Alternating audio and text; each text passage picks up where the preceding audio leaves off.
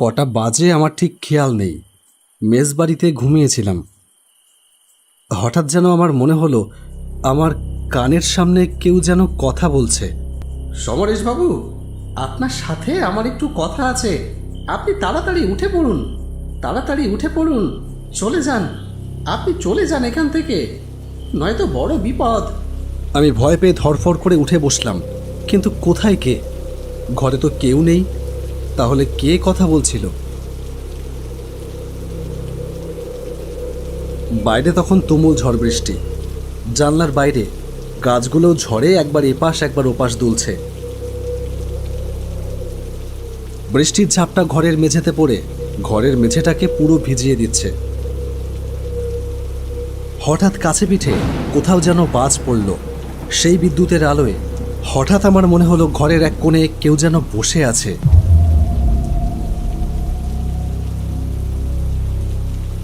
তার পর মুহূর্তেই দেখলাম ওখানে কেউই নেই। তাহলে কি ভুল দেখছি? নতুন জায়গা, আলো আধারিতে ভুলই দেখছি হয়তো। শুয়ে পড়ি।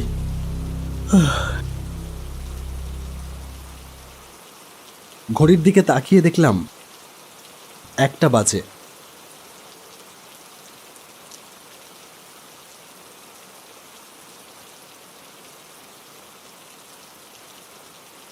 বিছানায় শুয়ে ঘুমানোর চেষ্টা করলাম।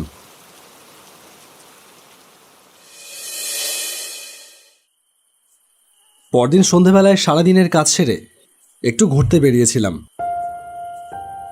এই জায়গাটায় আমি নতুন এসেছি, একটা নতুন কাজে। এখানে থাকবার তেমন কোনো ভালো ব্যবস্থা নেই, তাই এলাকা থেকে অনেক দূরে একটা মেস বাড়িতে ভাড়া রয়েছি। মেসটা শহরের একদম এক পাশে, ফাঁকা জায়গায়, বেশ নিরিবিলি। মেসে কেউই থাকে না, বহুদিনের পুরনো বাড়ি। এই রে, আবার দেখি বৃষ্টি শুরু হয়ে গেল। ওই তো একটা চায়ের দোকান, ওখানে গিয়ে একটু দাঁড়াই বরং।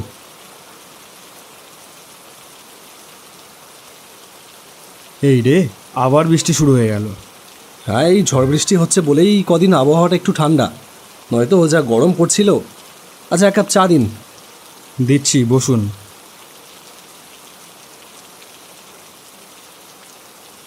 আমি বসলাম। এমন সময় সেখানে এসে উপস্থিত হলো আরও একজন ভদ্রলোক।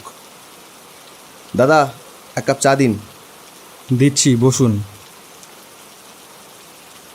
আরে, আপনাকে এখানে নতুন দেখছি যে? আমি নতুনই এখানে, এই 2 দিন হলো এসেছি একটা কাজে। আচ্ছা, তা কোথায় উঠেছেন? ওই জোড়া রাস্তার মোড়ে মেসবাড়িতে। জোড়া রাস্তার পাশে মেসবাড়ি?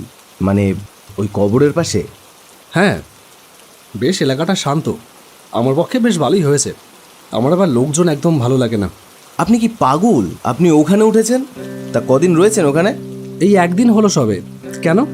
কিছু অদ্ভুত ব্যাপার বুঝতে পারেননি? আপনি কি করেছেন? আপনার আগেই ওখানে একজন ছিল, কিন্তু তার মৃতদেহটা পচে যাওয়া অবস্থায় আশেপাশের এলাকার লোকেরা খুঁজে পায় ওই মেসবাড়ির একটা ঘরে।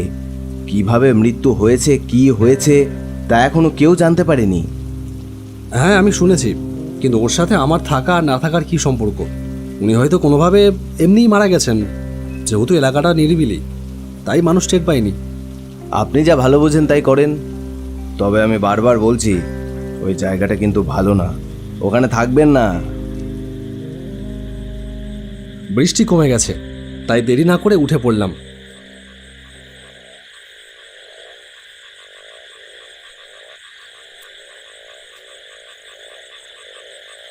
হাঁটতে হাঁটতে যখন কবরস্থানের পাশে এলাম, তখন কবরটার দিকে তাকাতেই বুকের ভেতরটা কেমন ছ্যাদ করে উঠল। সকালবেলা জায়গাটা দেখলে যতটা শান্ত আর নিরিবিলি লাগে, রাত্রেবেলা ততটাই ভয়ঙ্কর। কবরের পাশের গাছগুলো যেন অন্ধকারে ভূতের মতন দাঁড়িয়ে আছে। গাছের ডালপালাগুলো হাত নেড়ে যেন আমাকে ডাকছে। আমি এক পা করে এগিয়ে গেলাম সেই দিকে।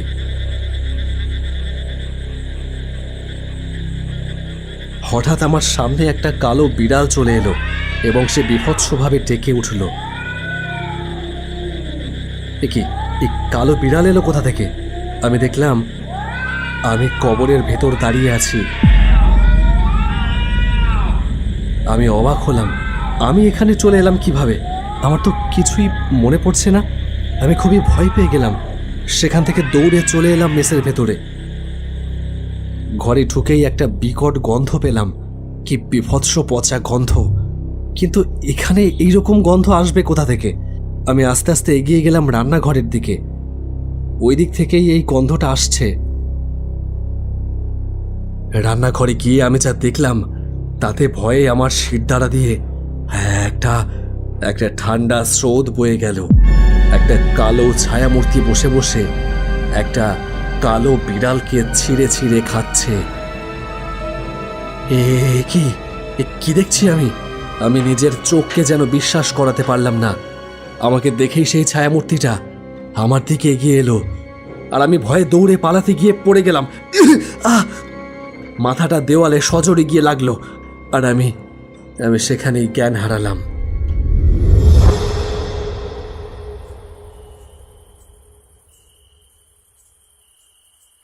কতক্ষণ আমি এইভাবে পড়েছিলাম জানি না। যখন জ্ঞান ফিরল, আমি তখন দেখলাম আমার চোখের সামনে বসে আছে দুটো জল চোখ। চোখ দুটো ধপধপ করে চলছে। আমি ভীষণ ভয় পেয়ে গেলাম। অন্ধকারের ভেতর সেই চোখ দুটো এগিয়ে আসছে আমার দিকে। তারপর নিমিষের মধ্যেই সব হাওয়া, কোথাও কিছু নেই। অন্ধকার ঘর, ঝড় বৃষ্টি শুরু হয়েছে। বাইরে তখনও বৃষ্টি পড়ছে এক নাগাড়ে।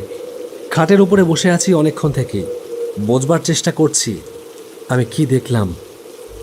তখনই হঠাৎ দেখলাম আমার কানের কাছে একটা হিস হিসে কণ্ঠ, তার ঠান্ডা নিঃশ্বাস আমার কানে লাগলো। চমকে পেছন ঘুরেই দেখলাম আমার পেছনে দাঁড়িয়ে আছে একজন ভদ্রলোক।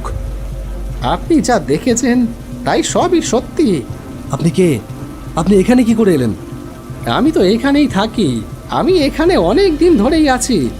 আমি ভীষণই অবাক হই, কারণ আমি যবে থেকে আছি এই বাড়িতে কাউকেই দেখতে পাইনি। আমি কিছুদিনের জন্য এখানে ছিলাম না, তাই আপনি আমাকে দেখেননি। তবে আপনি যা দেখেছেন সেই সব কিছু আমি নিজেও দেখেছি। তারপরে কি? শুনলে আপনি ভয় পাবেন। আপনি চলে যান, সময় থাকতে থাকতে আপনি এখান থেকে চলে যান, নয়তো ওরা আবারও এসে আপনাকে ছিঁড়ে ছিঁড়ে খেয়ে চলে যাবে। কি বলছেন আপনি? আমি তো কিছুই বুঝতে পারছি না। ওরা আমাকেও ঠিক এইভাবেই ছিঁড়ে ছিঁড়ে খেয়ে মৃত অবস্থায় এখানে ফেলে রেখে চলে গেছিল। আমাকে ভয় দেখাচ্ছেন আপনি? একদমই না। আচ্ছা, আমার কথা বিশ্বাস হচ্ছে না তো? আসুন, জানলা দিয়ে দেখবেন একবার, আসুন। আমি জানলার ধারে দাঁড়িয়েই দেখলাম কবরের চারিপাশটা ভয়ঙ্কর হয়ে উঠেছে। আবছা আলোয় দেখতে পেলাম কবরের স্থান থেকে বেরিয়ে আসছে কতগুলো কালো ছায়ামূর্তি। তাদের চোখ দুটো আগুনের গোলার মতন জ্বলন্ত। তারা এগিয়ে আসছে এই মেজবাড়ির দিকে। এরা কারা? এরা কবরের পিশাচ। এরা এই কবর থেকে বেরিয়ে এসে জন্তু জানোয়ার আর পারলে মানুষদের উপরেও হামলা করে। কিছুদিন আগে আমাকে এরা কামড়ে খুবলে খেয়ে এখানে ফেলে রেখে গেছিল। পচে গন্ধ বেরোতে আমাকে সবাই এখান থেকে নিয়ে যায়। কি বলছেন আপনি? তাহলে কি আপনি ঠিকই বলেছেন। আপনি এখান থেকে পালান। হঠাৎ দেখলাম দরজা খুলে ঢুকে আসছে কবর থেকে বেরিয়ে আসা সেই সব ছায়ামূর্তিরা। পালান, এক্ষুনি পালিয়ে যান, আর দেরি করবেন না। আমি আর এক মুহূর্ত সময় নষ্ট না করে দৌড়ে সেখান থেকে বাইরে চলে এলাম। তারপর সে মেজবাড়ি থেকে বেরিয়েই দৌড়াতে কোনো রকমের সেই চায়ের দোকানের সামনে এসে দাঁড়িয়ে পড়লাম। আর দাঁড়িয়ে থাকতে পারলাম না, জ্ঞান হারিয়ে সেখানেই পড়ে গেলাম।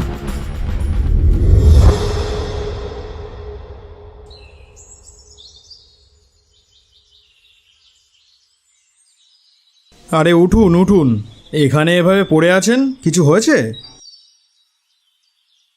আমি জ্ঞান ফিরতেই সমস্ত কথাটা তাকে খুলে বললাম।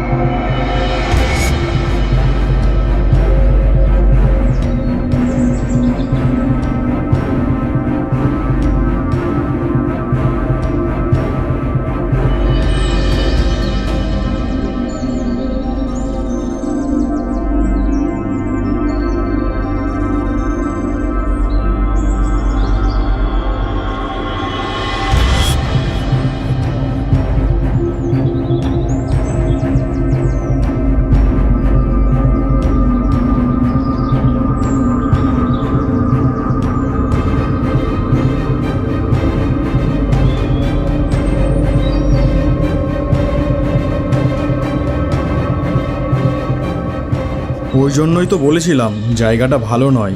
ওর আশেপাশে কেউ থাকতে পারে না। কোনো পশু পাখি গেলেও রাতের অন্ধকারে তাদের ছিঁড়ে খায় কবরের পিশাচ। এ থেকে বাঁচবার উপায়? ভোলানাথবাবু আসার পর থেকে আবার উৎপাত শুরু হয়েছিল। কবরের পিশাচের উৎপাত দিন দিন বেড়ে যাচ্ছে। রাঘববাবুদের বাড়ির গরু ছাগল খেয়ে গেছে ওরা। বাড়ির ভেতরে প্রবেশ করতে পারেনি। তবে একটা ব্যবস্থা নিতেই হবে, নয়তো গ্রামটা আস্তে আস্তে উজাড় হয়ে যাবে। আমি বুঝতে পারলাম সেই রাতে আমি খুব বাঁচা বেঁচে গেছি। মনে মনে ভোলানাথ বাবুকে প্রণাম জানাই।